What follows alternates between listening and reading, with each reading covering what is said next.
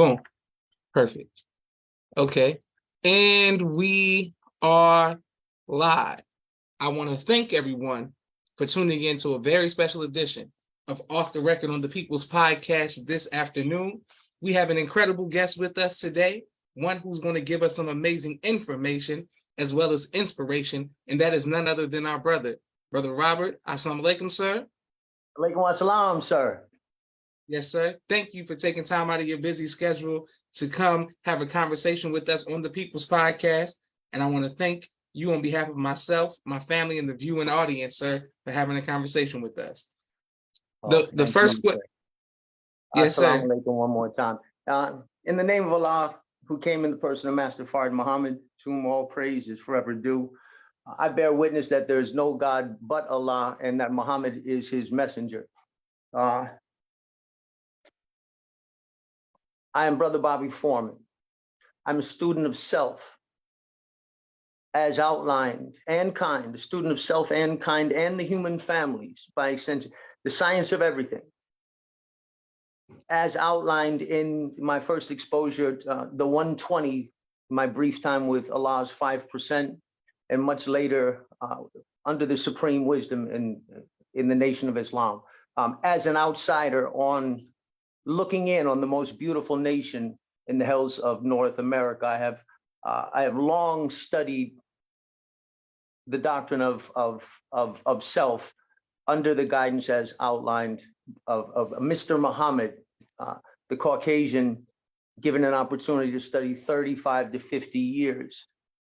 And I was fascinated by that, and that has guided my life ever since. And so here I stand, remade for Islam, a member in good standing within the human family, and all of these things because I submitted myself to Mr. Muhammad. I gave due consideration to the Black God, and I followed the guidance of the messenger. And along the way, the friendship and that I've developed in a parallel fashion, grazing occasionally with the black sheep, as it were. And then at times just having to go to my solitary path and walk in a parallel fashion because of the conditions of the time. So these are some of the things I'd like to talk to, how I arrived at that and what got me here, and talk about my gratitude and what Islam has done for me, and what, if any, role, what is the place, the proper place and role of the Caucasian in Islam? These are the things that I'm qualified to speak on. I do not teach Islam. I cannot teach the original man and the Aboriginal peoples. I can only listen and sit in the best tradition of my people at their feet and consider. So I got knowledge from Mr. Muhammad. I got wisdom from the minister, and by Allah, the understanding is my own. And so thank you for this rare and precious opportunity, the same opportunity that was extended to me in the supreme wisdom that I took 40 years ago to clean up. Here we are 40 years later, full circle, and I can report on just what my solitary but beautiful, sometimes torturous and painful sojourn in Islam has been. It's been wonderful, brother, but it has been at great cost, and maybe we can talk a little bit about that today too. But I do not teach Islam, and I do not teach the original man and the original peoples of the earth. I learn from them. I am their student. I am their child. And so I would hope in the least that any mistakes I make, Allah will prevent, that I may make any interpretation. I'm very careful in my studies of Mr. Muhammad all these years to not misrepresent him, rather to let his words and his teachings guide and direct me and make me fit. And so as I shared with you, brother, when we spoke for the first time the other day, that I could talk Islam all day long. And so I have to restrain myself. I'm not a polished public speaker. I've not spoken publicly, but one time in 30 years. I taught hard back in the 90s to the Caucasian, as I am supposed to do. And but I'm not a public speaker. I'm not a public figure. I'm just a man who loves Islam, and somehow I was able to rent the veil that Satan had erected so that I could go and get my own salvation. Islam is my birthright. Excellent. Beautiful teaching. And Brother Robert, do you prefer Brother Bobby or Brother Robert?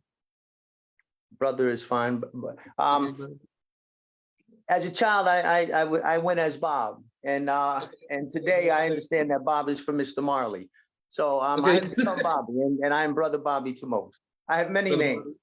I'm Yes, called sir. many things, brother. Wonderful. Yes, sir. Now, my sister Naima says, Assalamu alaikum, salam, Naima. Thank you all for people who are watching all across the country. Please let us know what city you all are watching from. We can't wait to put this on YouTube. What advice would you give to other Caucasians about their view on the teachings of the Most Honorable Elijah Muhammad?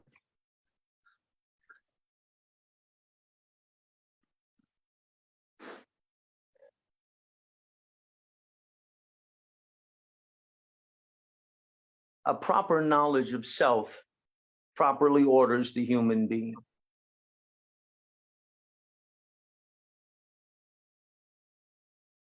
An authentic anthropology, of course, the Caucasian has, the study of man, anthropology. He breaks into the physical and in the cultural breakdown. And so the Caucasian, in answer to your question, brother, and I hope I'm, the Caucasian has to arrive at a proper knowledge of self. His best science that he teaches is always an attempt at suppressing and hindering the proper teaching of the human families and that of Yaqub, the original creation, and then the second, and then the making of the white man and those intermediate stages that have produced the different phenotypes. So the Caucasian who may want to study the teachings of the Most Honorable Elijah Muhammad, how did I do it, brother? Sometime in the mid-70s, I remember sitting and seeing on the bookshelf that my parents had erected above the television, and the back cover of Malcolm X's book, and it read, "I do not think that I shall live to see the day when this book is in print." And it was conveniently just out of reach, and forbidden fruit, if you will. And it haunted me for a time until I took the book down and I read it, and Malcolm led me to the messenger. And the first time I heard, the white man is the devil, I threw the book across the room, brother. And I was 11, maybe 12, and I did not know what that meant. But this was on the heels of already thinking on the different natures in the people. And so the Caucasian needs to study devil, needs to study Yaqub, needs to study self, and find his rightful place in self within the human families, and deconstruct the white supremacist mind. And it is then and only then. You see, it is my understanding of Islam that the ritual and dogma of Islam is the key, is for me to keep my manner and nature in check so that I'm fit to practice Islam. And so to say La ilaha illallah, there's no God but Allah, 3 times in the presence of 3 believers, as is the Orthodox traditional way to accept or convert Islam to Islam, that has yet to address the mind. It is yet to remove the needle of white supremacy from the mind of self. These things have to be done. These are preconditions to make us fit collectively, as individuals and collectively, so that we can accept our own salvation, so that we can become members of good family, so that we are fit to interact with the human family. And at present, we are not. We're toxic. We're toxic. And so the Caucasian who may have an interest in the teachings of the Most Honorable Elijah Muhammad needs to listen to Muhammad and sit at Mr. Muhammad's foot and study self and study Islam in a parallel fashion and move forward with study. And then, well, I think have I answered it, good brother? I could go, Yes, I could talk Islam all day. Yes, sir. Yes, sir. You have. And thank you, Brother Bobby, for your answer. Thank you for all people who are watching. Our brothers watching out of Los Angeles, Brother Charlie Brown, and people are just showing love all across the country. My next question is, sir, help us understand, how did it feel when you come home to your family and friends and you say, the original man is the Asiatic black man, the maker and owner of the cream of the planet Earth, God of the universe. How did they accept you, and how did that, and were you nervous about telling them this? No. And good brother, to give the fullness of the answer for myself, as a little boy, my family saw fit in infinite supreme wisdom, beyond what they may have recognized that they had possessed. They took me and my younger sister. I was 7, and my sister was 3. And my parents did some time in Southern Africa, Botswana, on an agricultural mineral farm and school. And by taking me out of America and placing me in Africa with the God tribe of Shabazz, at that moment in my life, that brief moment, that years later, the supreme wisdom, when it talked about why did the black man, now that he has grown, why does he fear the white man, and the connection between the proper foods and supports, and it was the social equality that was given to me as a little boy. But what preceded that, brother? When I had told my friends that I was going to Africa and that my parents were going to do this, they said, brother, well, they didn't call me brother. They said, they're going to eat you when you get there. I was 7. And this was the first lie, the first of a lifetime of lies that the Caucasian would tell me. The first great lie, that the black man was a cannibal and was going to eat me. And so when I got to Africa and the people ran to me, I ran from them. I was 7 and I thought I was going to be cooked and eaten in a pot. This is deep, brother.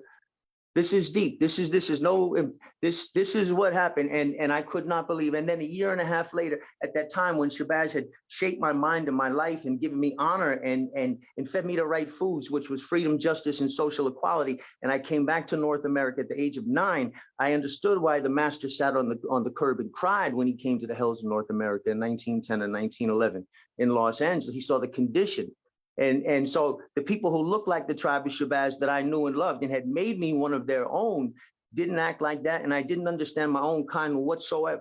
So I had a question about self and kind and about the nature of the people when I was just a little boy. I'm not supposed to be thinking on these things, and yet here I was. And so my life has been a chase to expose the lie and the liar.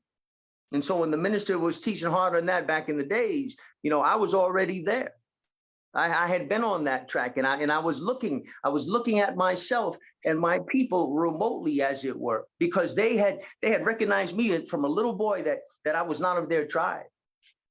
And the whole idea of tribalism we project onto the original man. I was identified at a very early age as not one of their own. And so as I studied self and kind,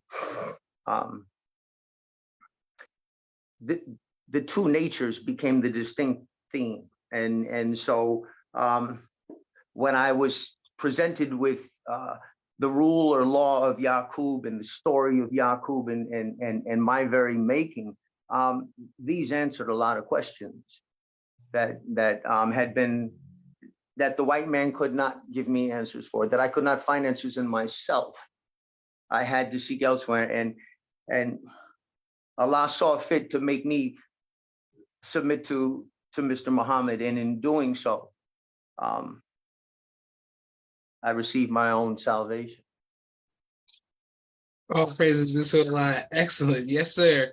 And thank you all who are watching all across the country. Okay, my next question for you, Brother Bobby, is now we have knowledge, wisdom, and understanding at our fingertips, literally on smartphones, YouTube, just so many apps. You saying for 40 years, how were you able to hear the teachings 40 years, like for 40 years before there was social media? How were you able to get the knowledge yourself? I'm so glad you asked, my friend, my brother. Well,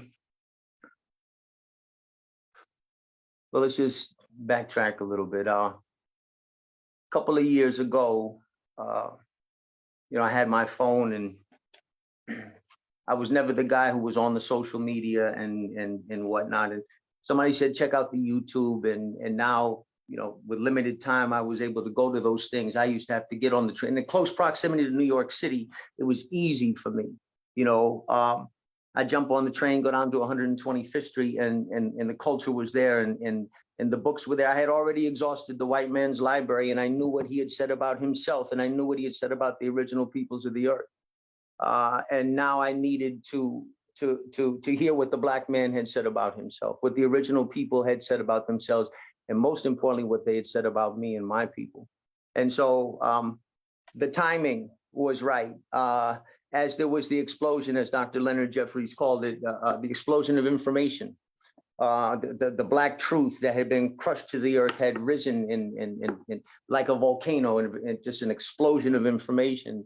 And so I tapped into that and jump on the train or get in the car, and 70 miles later, I'm at 125th Street, and you got number 7 law school at Mecca. You got the black book vendors. You got the African market. Here's the culture. Here's the history, and here's all of the stuff that tied me back to my childhood with the child of Shabazz.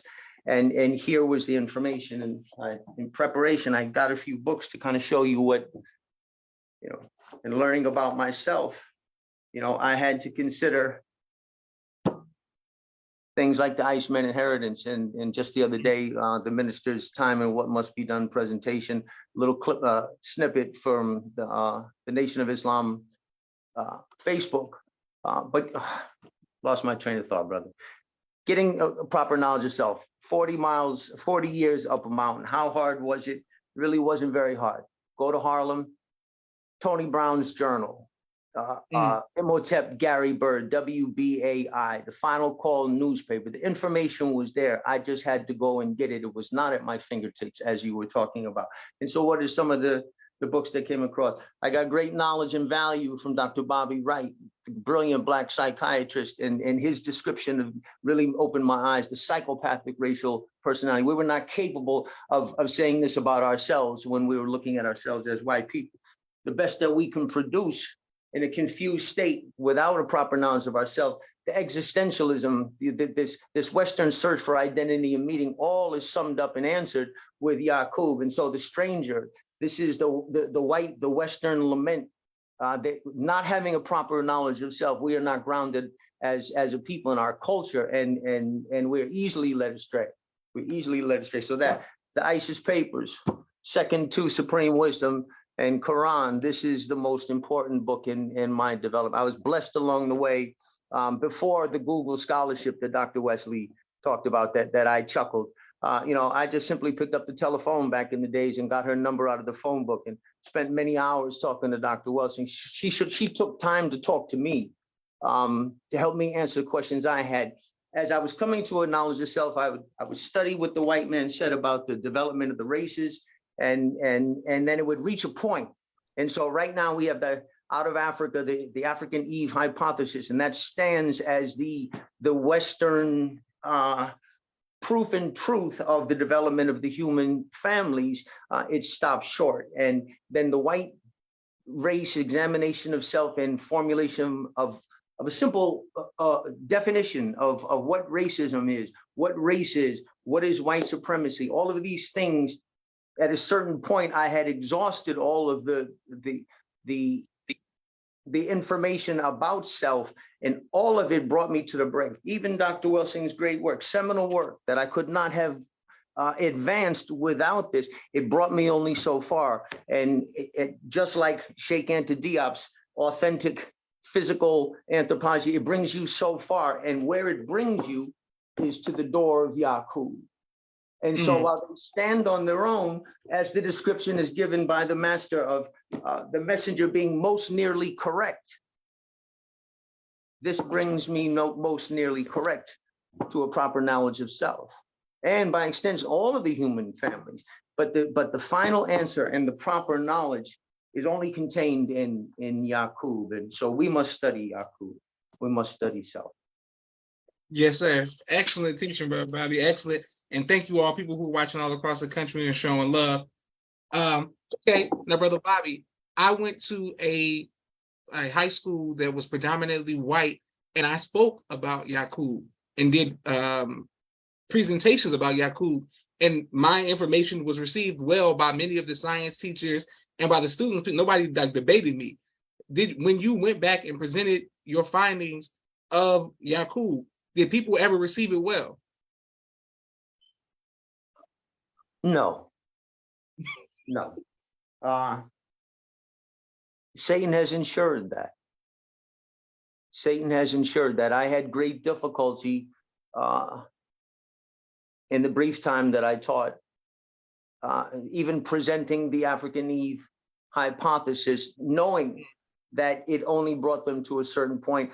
It was my sincere hope that I could work with individual Caucasians and get them in the first stage to understand that humanity is one, and that the best and the oldest surviving evidence places the birthplace of man in Africa. That is a good starting point, because what it does, ideally, it can reinforce in the mind of the Caucasian the oneness of the human family. And if it's placed in Africa, and the Black man and woman being the mothers and fathers of the human family, which is a truth. It's not the full truth, but it's a truth. And for whites to accept that, to have that knowledge and to accept that, then how they relate to Blackness is how they relate to themselves.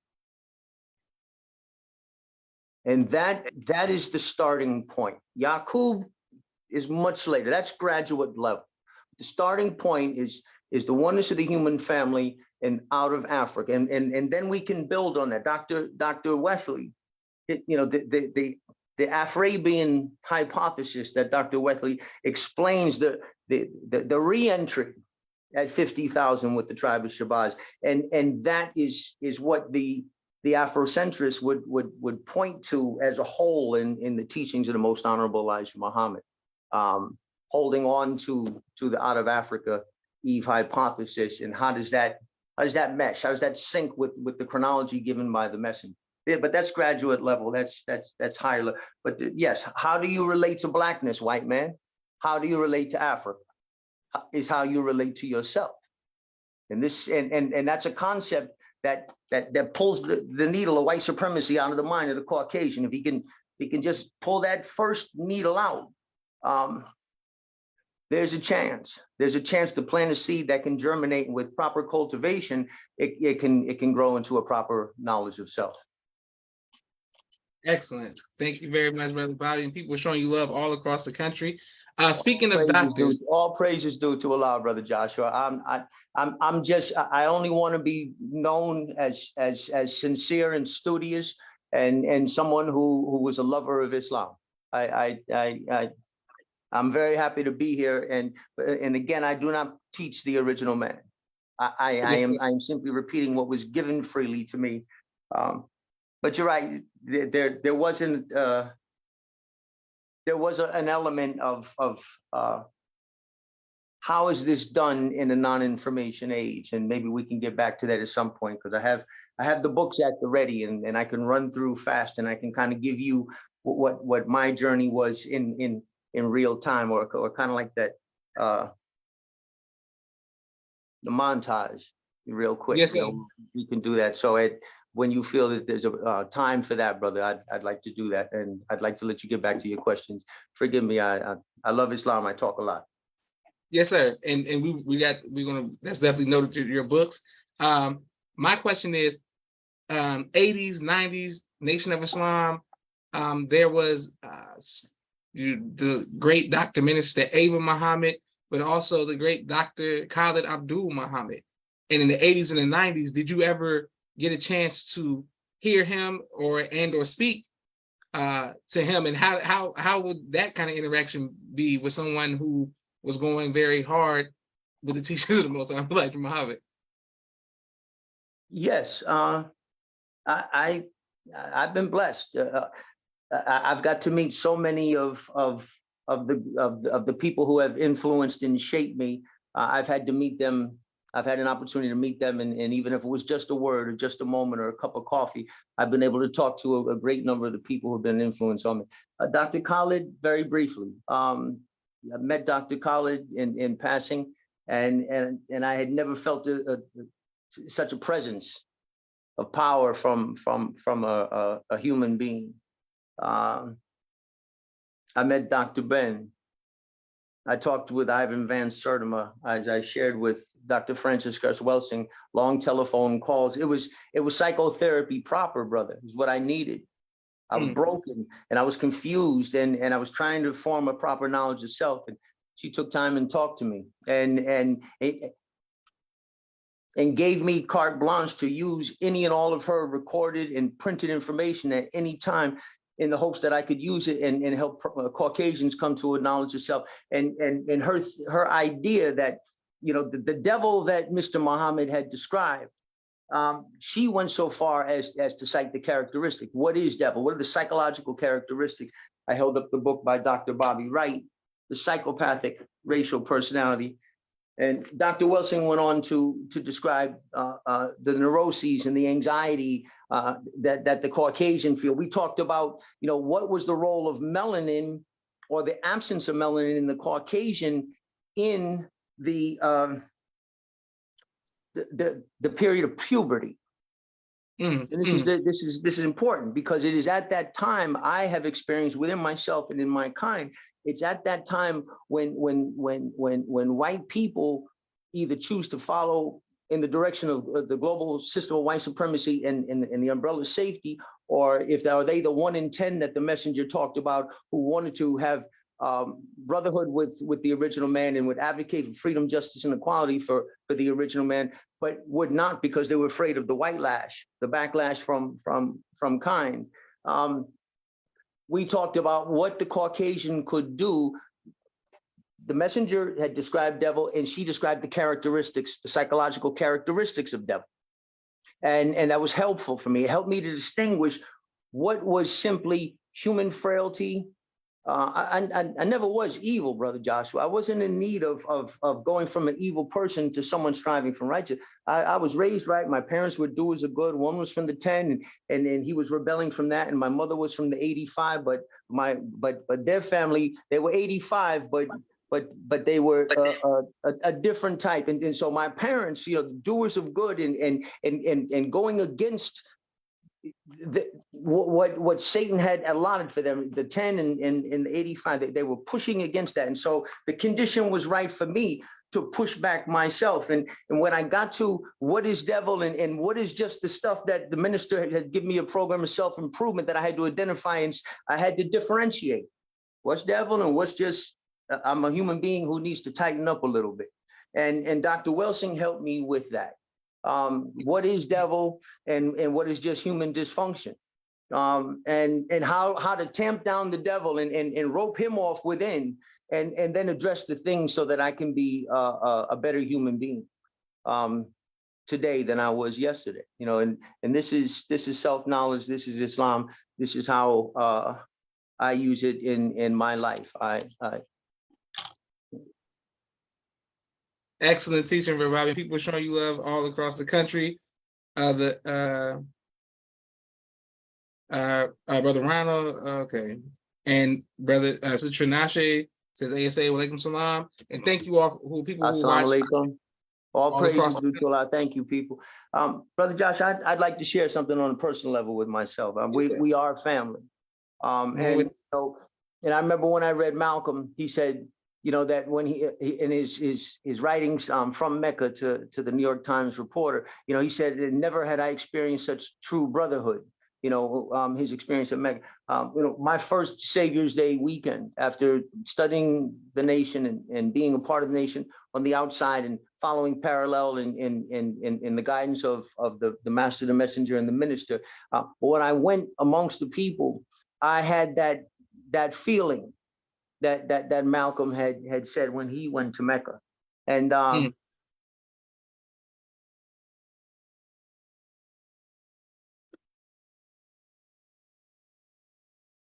so we're family. I've experienced a stroke, brother, from COVID a while back. And so in the course of speaking, if I pause and I lose my train of thought, the stroke was in a portion of the brain that was supposed to control left side mobility. And by Allah, it has only affected my cognition.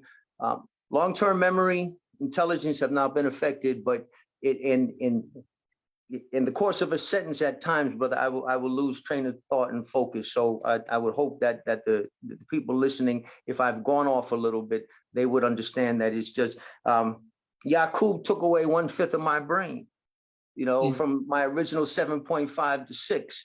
And even now that 6 is strained and compromised. And so please bear with me, brother. Yes, sir. And we're family, and so I share that. And I share it because I also want to at some point, talk about the Black God and what he has done for me, because it's quite profound. Absolutely. And we're going to hold that point right there and we're going to come back and address the Black God. Thank you, people who are showing love all across the country. We have a quick 60-second commercial break, Brother Bobby, for all of the sponsors of the People's Podcast. And then we come right back to Brother Bobby. If you all have any questions, please put your questions in the comments. And we can't wait to put this on YouTube. Thank you very much. 1 second, Brother Bobby. Here we go. 1 second. There we go. Boom. All right. Okay, hold on. There we go. 1 second, Brother Bobby. Boom. There we go. Boom. Brother Rashad Street Premiere. He has a 4K camera and a drone. He does television and film editing. Please reach out to him if you need any of those services. Sister Miriam's ABC I Love Me, children's book and coloring book, and now Spanish book, all 3 available on Amazon.com. Sister Naima's Stay on Point Dance Academy, LLC. She teaches ballet virtually to young girls all across the country, right here in the studios of Atlanta, Georgia. Rock Communications. If you're working on a book and you need copy, editing, project management, content development, or media relations, please reach out to Rock Communications. Student Minister Robert L. Muhammad's Conflict Mediation, squashing the beats throughout the Southwest region. He does a phenomenal job. His wife, Sister Fudia Muhammad's Giving Birth to a God and the Science of Child Rearing. Please make sure you go out and get a copy of her book as well. Fashion Gods, urban streetwear clothing for men and boys. 314-329-6009. He'll keep you dressed in the best of fashion. Brother Kenneth's Bow Tie Maker Extraordinaire. He'll ship you bow ties anywhere across the nation. Taj Hollywood's Chemistry 6 episode, a new television series out on YouTube. He's looking for actors and writers. Make sure you support him. Keep It Hood, helping others overcome depression. Also by Taj Hollywood. Brother Aaron's Elevated Places, stress management, real estate, credit, repair, and restoration. His Respect for Life Center. They do personal wellness, philosophy, emotional, and mental spiritual wellness. 229-344-1474. Dr. Henry Carter's King Henry Turkey Legs, right here in Atlanta, Georgia. Brother Rashad Muhammad's COVID-19 Disinfected Cleaning Services out of Chicago.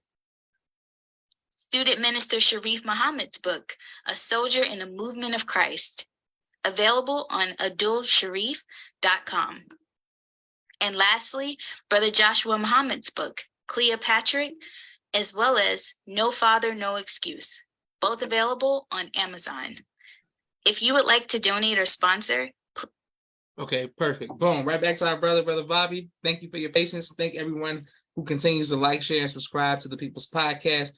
People showing you love all across the country, Brother Bobby.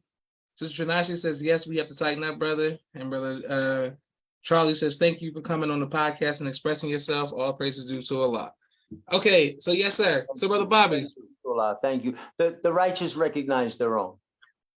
Beautiful. Brother Bobby, let's talk about the Black God. Okay. Allah's 5% a couple of years before I converted to Sunni Islam. They had, and I knew the doctrine. I didn't know the culture. I knew the doctrine. But Allah's 5% had prepared me with arm, leg, arm, head. So that when I had arrived there at the Orthodox camp, very confused. You know, I believe Brother Malcolm. You know, he gave me this ideal and this vision of freedom, justice, equality, and brotherhood that was most attractive. That was the attraction, and it hearkened to something in my childhood that, you know, of my time with the God tribe and what that forged and instilled in me, and my dissatisfaction of living here in the hells of North America. And I was neck deep. And so I accepted the Sunni Islam and right away and parallel, the nation was already there. You know, we're talking 84 and final calls in hand and point number 12. And so the needle never went of white Arab spookism, never went a little too deep into my, you know, it might have penetrated the skin, but it hadn't got past the skull. And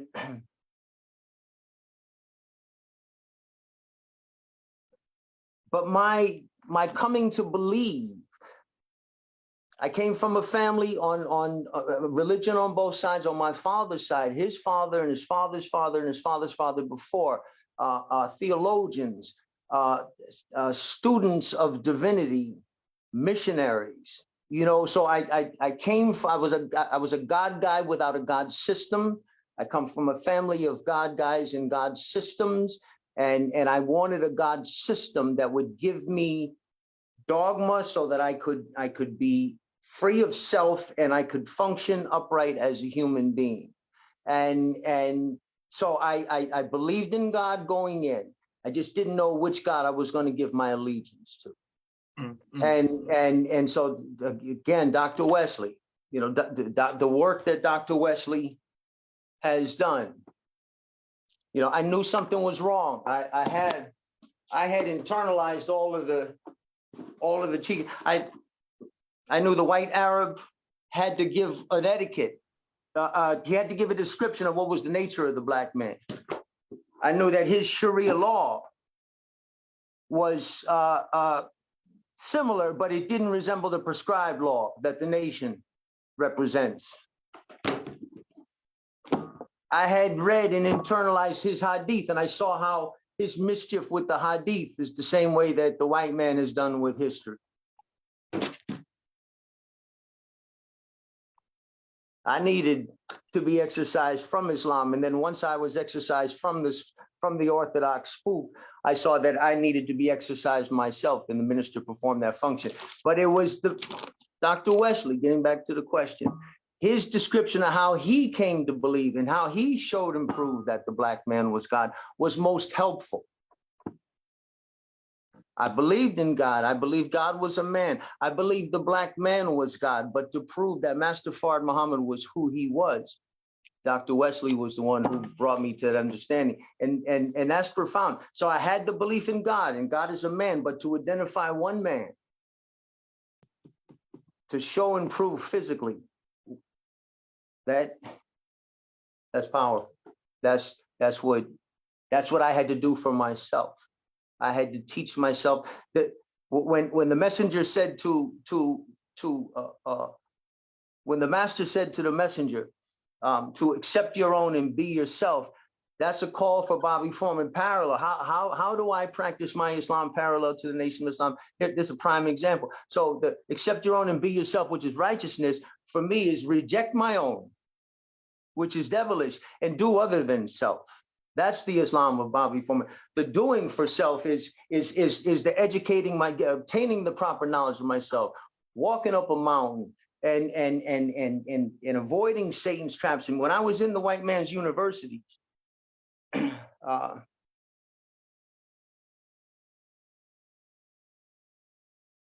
I stayed only as long as I needed to, Brother Joshua, until I could see what we said about ourselves.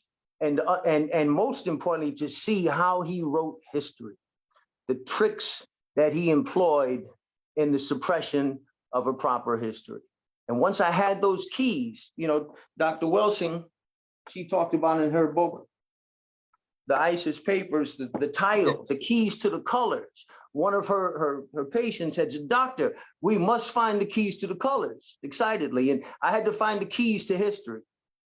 I had to not just look at the white man and get his chronology and what he said about himself and the chronology he established for the rest of the humans. I had to learn all of that just so I could unlearn it, replace it with actual fact that I had to search and find. I had to leave no stone unturned and get all that stuff so that I could replace those facts with actual facts and gain my own understanding and have a proper reconstruction in my own mind. And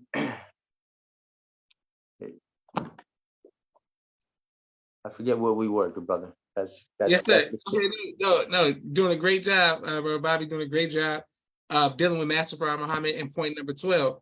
Okay, wonderful. My next question for you, sir, is in your tenure in life, your life journey, have you ever been faced with fear?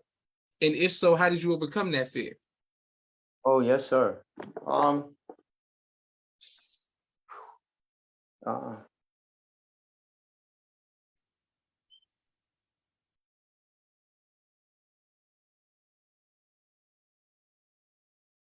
Prayer. There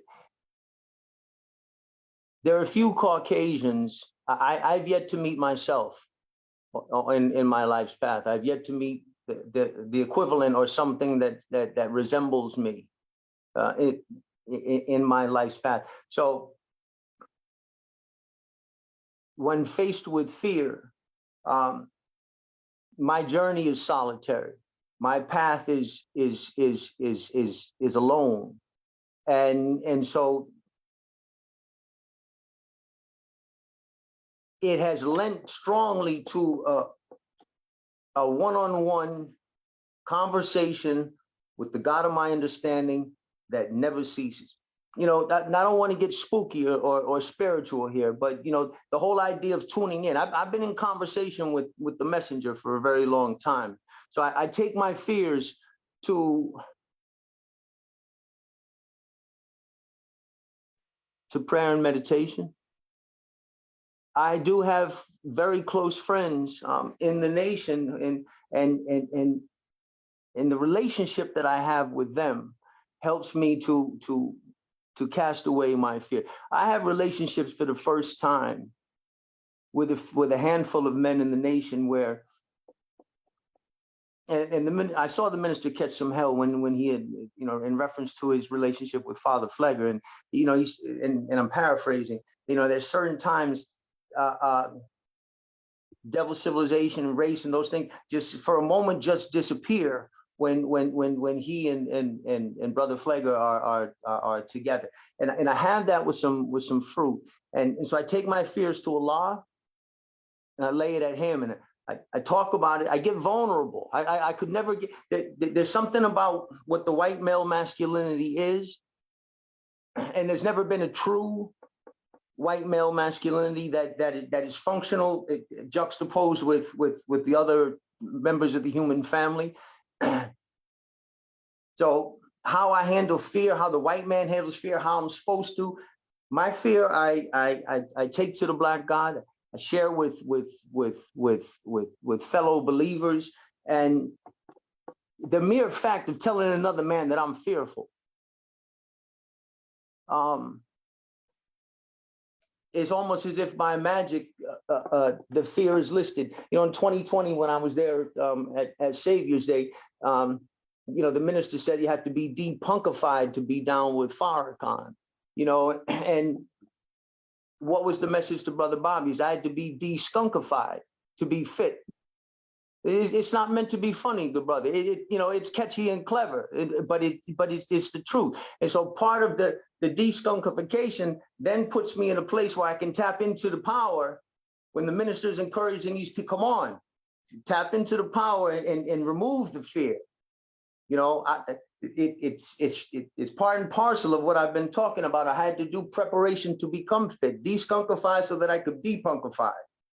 And how I do it is I tap into the supports that are readily available But because my path is solitary, I have to face fear for the most part alone with my God. And what I have been able to do alone with my God indicates that fear has been removed at times, at least to the degree that was necessary so that I could be successful and continue to live on this planet. My medical history is staggering, you know, and it's only because, and the minister says it. He says that, and I took it that he was speaking directly to me when he said, you know, as long as your activities are in accordance with the dictates of time, you will be given more time. I'm a 4-time cancer survivor. I've had 41 broken bones. I've had 37 surgical procedures. I've broken my back in 9 places, my neck in 3 places. I shot, stabbed, homeless, in prison. Extreme COVID, which had me in the ICU twice when they tried to put the ventilator. Sister Malika said no and saved my life. And while the blood clots, the messenger said weak bone and blood, I had 27 clots in both lungs in 2010, and they were amazed. He said, I've seen this profile before, but always on a dead person. I don't know how you live. And what happened to the rest of your body, by the way, when he looked at the full scan? And when they told me I had 5% chance in 1991 of living through the procedure of an autologous bone marrow transplant that was experimental at the time, and the previous 13 had died, 11 during the procedure and 2 within a month thereafter. And sir, you got 5% chance of surviving this procedure. And I said, I like those odds. You know, and so the Black God saw me through 4 cancers. And when they told me, get your affair in order, sir, because you will not survive this. And here I am 30 years later. And I could go on the litany, but most recently this COVID, you know, I was 205 with muscle the day that I was diagnosed. I went to 135. I lost fully 1/3 of my body. 58% of my gastrointestinal system was excised from the clots that had choked the blood flow. And so, you know, I was eating 1 meal a day for 5 years prior, you know, and the doctor said, you can only eat 1 meal a day. With what you have, you cannot accommodate any more than this much food, sir, in your system. In fact, we had second thoughts. Would we remove the ostomy bag, or we will let you wither away and slowly die? But we'll reverse the process, but you can only eat this much once a day. And that's all right, sir. I've been doing that all along, is what I told him. You know, and now at 145, I got the physique of Marvin Hagler by the grace of Allah. It's nothing short of remarkable what God is doing with me. He's showing his healing power, making manifest his greatness. You're going to die, Brother Bobby Foreman. Get your affairs in order. And 30 years later, I'm still, we don't know how this man survived. He got strokes going on here. He got clots near the heart. And COVID ICU and would need the ventilator. And the attack, as he said, was, the doctor said, how's this guy still alive? He was overheard saying, how is this guy still alive? Doctors don't talk like that. You know, and if you look at the picture I sent to you, brother, one of them, I got the number 7 sandwich shirt on, and the other one, Allah, the original man, Black God's Matter, the day that I was rolled out after 147-day hospitalization. You know, and I could go on.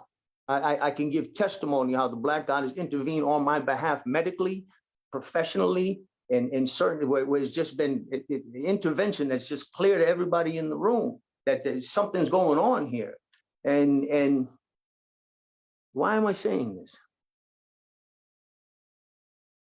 Because you talked about, you know, where do I take the fear? I've had to walk this journey solitary. By definition, it is with the time dictates that I am parallel on the outside looking into the most beautiful nation in the hills of North America, occasionally grazing with the black sheep.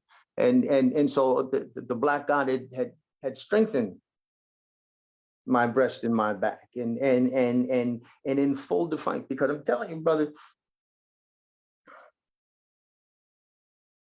Allah is Akbar. And he has made a difficult journey exceedingly easy for me. Exceedingly easy. Beautiful. And Brother Bobby, Sister Nasha says he has some great books. I mean, yes, my sister name says all praise to Allah. Share that testimony, brother. People are showing love all across the country. And thank you all for people who continue to like, share, subscribe to the People's Podcast. I want to go back to you being shot. Brother Bobby. No. That's when you're neck deep in the mud, brother. When, you know, this is where my people are. This is where I've lived. And, you know, what did Rakim say? The street ain't a place for the innocent bystander to stand. And it just happened to be one of those situations. You know, I might have lived in the mud, but I didn't engage in criminality and you know, I've always lived a good life. I have just spent a long time trying not to fall victim falling victim to self. You know, and what I mean by that is that, you know, in addition to the medical struggles that I've had and the internal and external attack on my system, I struggled long and hard, brother, you know, for decades with alcoholism and depression, you know, and the dissatisfaction that I had felt from living in this society, and the solitary nature of my existence. There have been times that it would be me, a book in a bottle, and self-medication. And so it was always the Black God. Muhammad would send his men. I can't tell you how many times the local FOI here in Connecticut scraped me up off the ground and stood me back up and encouraged me and ministered to me. It is profound. There are so many who have come to my aid when needed. And so that's how the fear is overridden. That's how I'm able to continue. I get up, I stand up, I dust off, and I move forward. And it's always Muhammad and his men who come to my aid. It's profound. It's truly profound.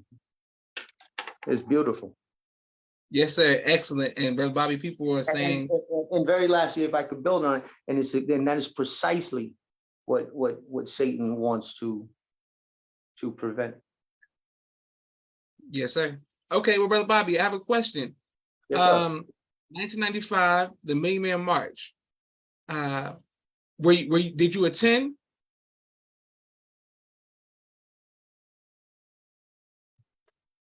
I was there in spirit.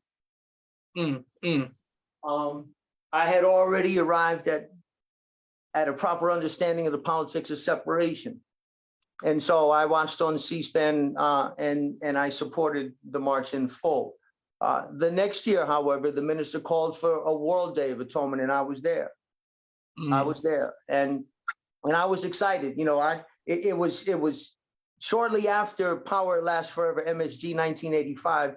The local captain, after I had exhausted everything that he had on cassette of Malcolm, and I had read everything on The Nation that the libraries, he gave me MSG, Power at Last Forever. And that was the one that moved me, that 85 Farrakhan, Madison Square Garden. And so 10 years later at the Million Man March, I had arrived at a proper understanding of separation. And then on 96, the 1-year anniversary at the UN Plaza, when I was there, I was excited because I remember Stokely Carmichael, Kwame Ture at the very beginning of MSG. He said, join an organization. And I thought, okay. And I looked around and there was no one to organize with. There was no one to unite. There was no one like-minded for Bobby Foreman. And so I thought, here, finally is my time. I'm going to meet somebody, some people. I'm going to network. And I went down. I got on the train from New Haven, Connecticut in 74 minutes. And I'm there and I'm looking around. And the invitation was for the whole human family. And what segment of the human family is more in need of atonement, a self-accusing spirit, reconciliation, and responsibility? You know, who but the Caucasian is most in need of this? So surely there would be many. I did not see one, brother. I saw some curious onlookers. I saw a lot of Caucasians with a pen and a pad, because that's how it went, in a camera around the neck, because that's how they did it back then. They didn't have the laptops and things. And so that was a major point in my growth and development, because that's when I understood that I had to now view the world through the eyes of Muhammad, and I had to use Yaqub as the standard and the litmus test in my analysis of human beings and of events. that was the time. And then I was there back on the mall for the Million Family March. I was there for Justice or Else. I've been to many of the beautiful unity Jumas with our brother Imam, and I have congregated off and on many times over the years with Wallace and his followers. I left the Orthodoxy. I left them in '91, and I've yet to return. But I occasionally congregate with Wallace's followers. I have a good life in Islam, brother. I've been doing this a long time. My wife, I was thinking about it, and I'm 37 years in Islam. My wife is 53, going on 54 years in Islam. So we got 90 years of Islam in this home, by Allah, and that alone, you got to pick up some things along the way. You can't just stay around this long and not acquire knowledge. Beautiful. Yes, sir, Brother Bobby. And people are showing you love. And thank you all for watching. My next question for you is, sir, speaking of your wife, how important is having a wife by your side through the ups and downs of life? Oh, brother, I'm a firm believer in marriage. That's why I've done it a couple of times. But never could I have. My wife is my greatest blessing. My wife walked through life in Islam as I did. We have known each other. She's known me since I entered Sunni Islam. And as I had my individual sojourn and path in Islam, my wife walked in a parallel fashion. She stood out. She stood out. She was a beacon of uprightness and righteousness that without parallel. My wife possesses a nature and a power that is equal with the great women in the nation, and is unparalleled in the Sunni community here locally. My wife possesses a power of a Dr. Sister Ava or Mother Tinetta. She has that power, and the physical presence of a Dr. Khalid. My wife is pure power. And so by proper education and civilizing began with Shabazz. Under Muhammad, I went to a finishing school, the University of Islam, and with Haja Malika, just as, and Allah forgive me if I'm a humble man, and I am sincere and studious, and I only want to be viewed as a brother, someone who loves freedom, justice, and equality, and loves Islam.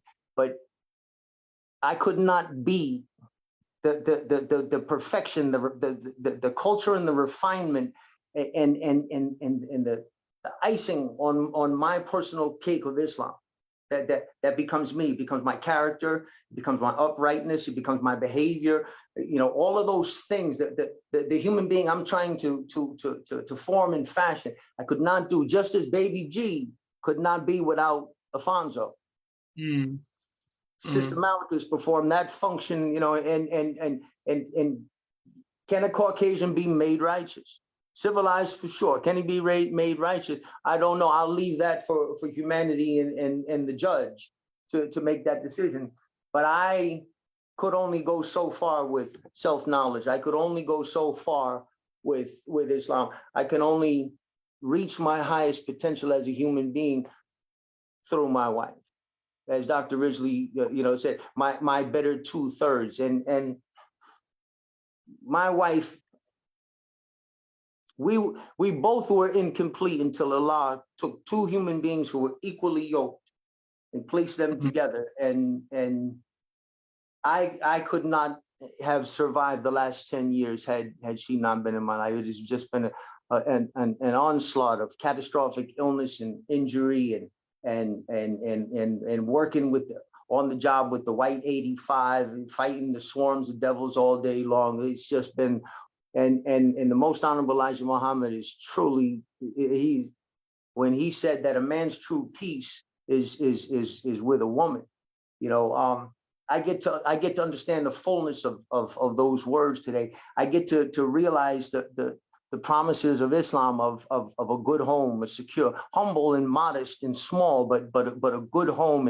and peace and friendship in all walks of life, and understanding, teachings on money and luxury. Chairman Mao, he said the capitalist is, meaning he is, or one who aspires to be. And by that line of thinking, a 10%er is, or one who aspires to be. So if you claim to be 5% and you thinking on money and luxury in a way that you become like them, so a 10%er is, or one who aspires to be. And so the promises of Islam, peace with a woman and good home, and,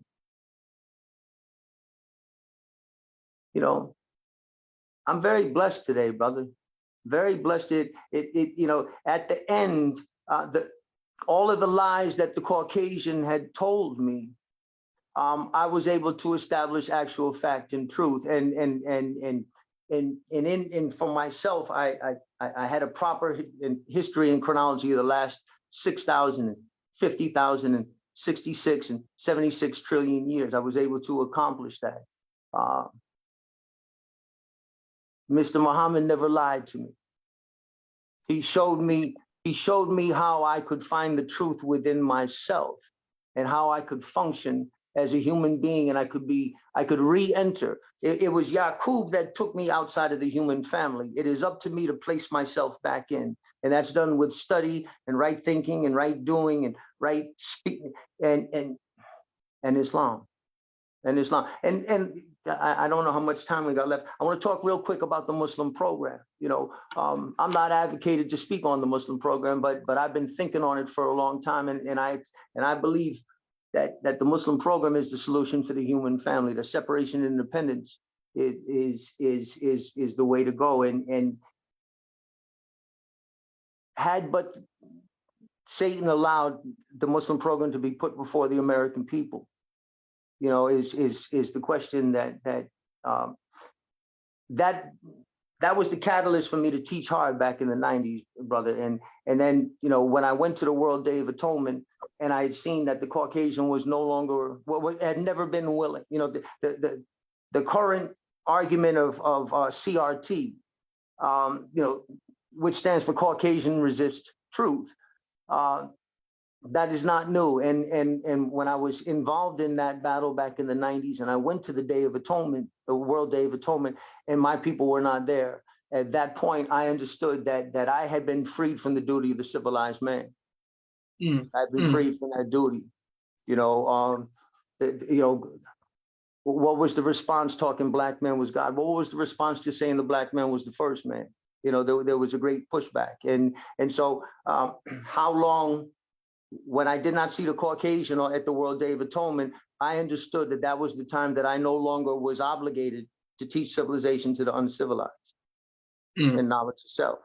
And I don't know if that,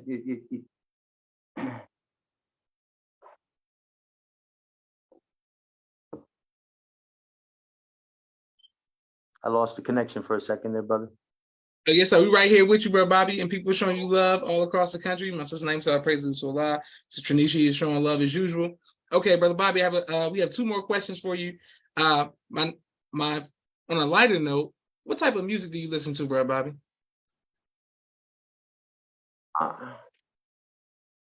Old school, anything, hip hop, R&B, reggae.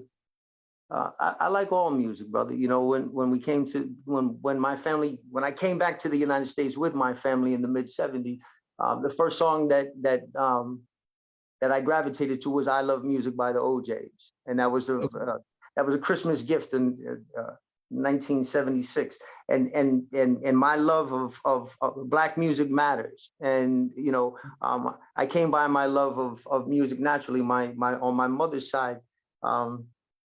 Her father was a musician from Gary, Indiana. He used to bounce to the south side of Chicago, and his nickname was Pilo. He taught mathematics, and he played with Duke Ellington and Louis Armstrong and Count Basie, and so there was a love of Black music in my family genetically, and this is what my parents listened to, classic rock and classic R&B. and I was there for the birth of hip hop. It was amazing that I got to live a life. If I would looking back, I would have, like I do, I would have observed, and I would have selected and extracted what was beautiful for me, and I got to live in real time for the birth of hip hop, and for 80s Farrakhan and 90s Farrakhan. Walking down the street of Harlem, on any given day, you walk by a Dr. Khaled, and I was in Harlem a few weeks ago, and there's Lord Jamar right there by number 7. Just never talked to him, didn't know him, but he saw me, I saw him, and he kind of smiled and gave a nod, and kept it moving, and to be a part of that, and living in New Haven, Connecticut, we were so close to New York City, and we were a big part of the birth of hip hop. LL Cool J first DJ was right next door in West Haven, and so L was always in town, and Eric B and Rakim. Eric B had a baby by a girl who went to my high school. She was the head cheerleader, and so in '85 they were inevitably here in New Haven, and on any given summer night, I could have a 40-ounce with Eric B and Rakim, and there'd be EPMD because they were going to Southern Connecticut State University. So I was involved with the culture, as well as I was living and interacting with the culture, as well as listening to the music. A dear friend who is no longer with us was from Trinidad, a Rastafarian, and he taught me much about the Rasta culture and music, introduced me to Bob Marley and Steel Pulse and Burning Spear, and taught me how to understand the music. And more than anyone up until that point in life, and we're talking mid 80s to 95, 10-year period, he taught me about the nature of people, the two distinct natures of the people. He gave me prime examples. First, in just the way he lived, and it was reminiscent of what I had experienced as a child in Africa. But he taught me how to tap into reggae music, and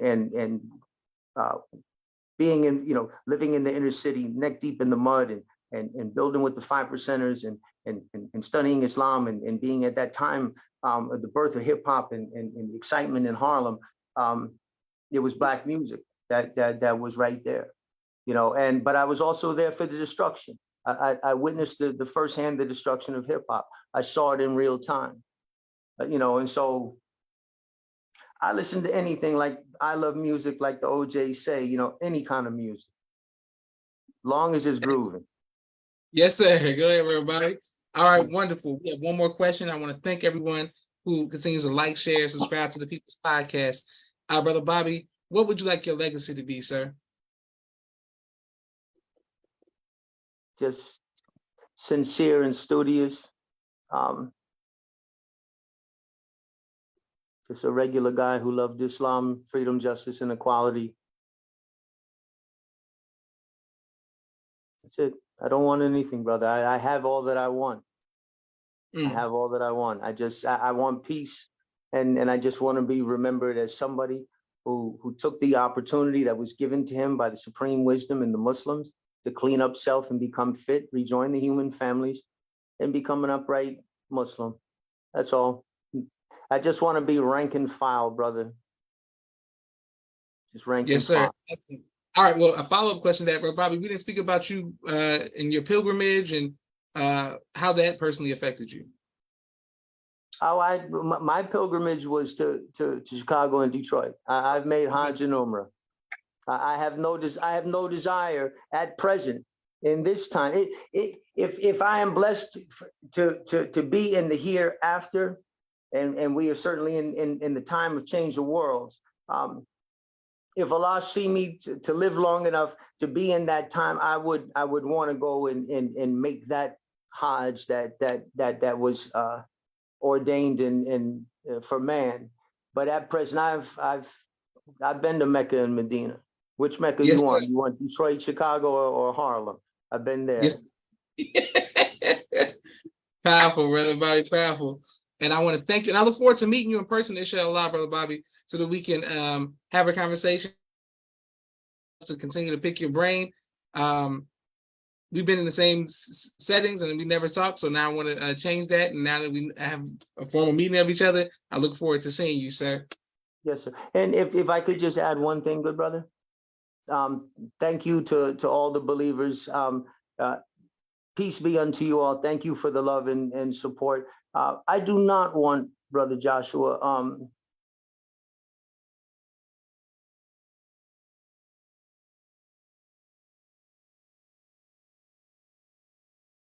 I'm happy. I'm grateful for the opportunity to speak to the righteous, to report, just what can take place within the psyche of the Caucasian if he submits to the study of self and the doing of good. Is he fit for Islam? I will leave that for the listener and the viewer. I'm just happy that after all this time, in the supreme wisdom, at the very end, before the problem book, there's the C2. And so let this be my C2.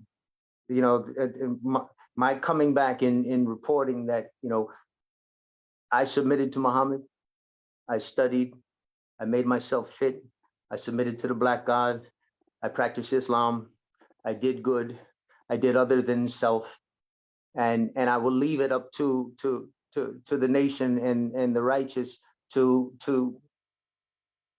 be my judge. But I wanted to at least have an opportunity to speak so that because I'm not aware of anyone who has systematically, as I have done, set themselves to doing right as lined out in the Supreme Wisdom. I'm not aware of one.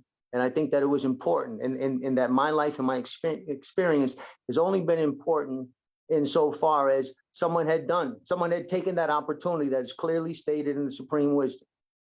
And I am that person. I would like to meet if anyone else has done that, or anyone who's done something similar. I would love to meet with any and all of them, but I've yet to find one, brother. I've yet to find one. So I came back today in the hopes that the nation would know that the messenger was right. The messenger was right. That could a Caucasian, could he be made different? Maybe not righteous, but could he be made different? Could that which Yaqub had put in me and us, could that be reversed? There is no exception to the law of devil. Once I understood that and I placed the law of devil on all of my analysis and interactions, I found success. I found truth, and I was able to deal with the devil and not fall victim. And the devil from within and from without. And peace be unto you, brother. Thank you kindly. Allah is Akbar. All praise due to Allah. Any mistakes that may have been made on my own, and I pray that I have not misrepresented the messenger or Islam. Beautiful. Yes, sir. Well, thank you, sir. This is Joshua Leonard Muhammad signing off of the People's Podcast. Assalamu alaikum, sir. Thank you all for watching.